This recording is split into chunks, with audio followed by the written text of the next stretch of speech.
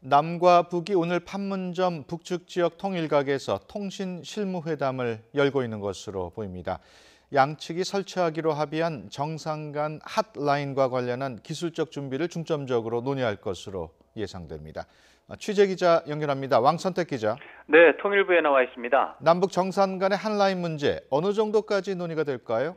네, 오늘 남과 북의 실무회담에서는 정상 간 핫라인 설치와 관련한 기술적인 문제, 그리고 핫라인 개통 일정도 논의될 가능성이 있는 것으로 보입니다.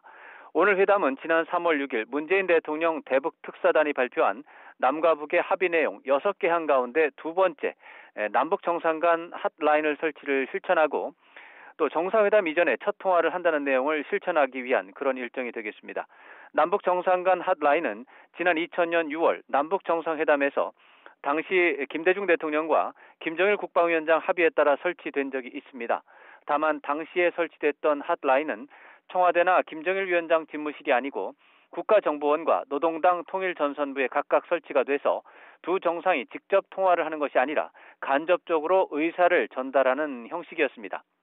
설치 목적에서도 긴밀한 협의를 위한 핫라인이 아니고 중대한 비상사태가 발생했을 때 비상연락망 의미가 컸습니다. 그나마 이 핫라인은 지난 2008년 이명박 정부가 출범하고 남북관계가 악화하면서 단절됐습니다. 이번에 남북 정상 간 핫라인은 두 정상의 집무실에 설치될 가능성이 큰 것으로 보입니다.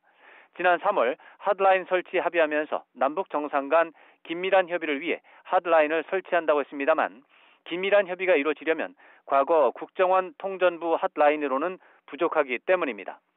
한편 오늘 실무회담에서 기술적 문제와 핫라인 개통 일정이 합의가 돼도 발표가 되지는 않을 것으로 보입니다.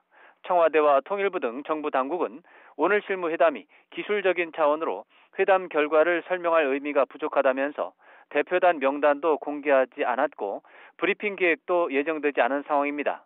이와 관련해서 청와대는 남북 정상회담과 관련한 사전 실무회담의 경우 최종 결정이 나올 때까지 회담 내용을 비공개로 한다는 남북 간의 합의가 있었다고 설명했습니다. 지금까지 YTN 왕선택입니다.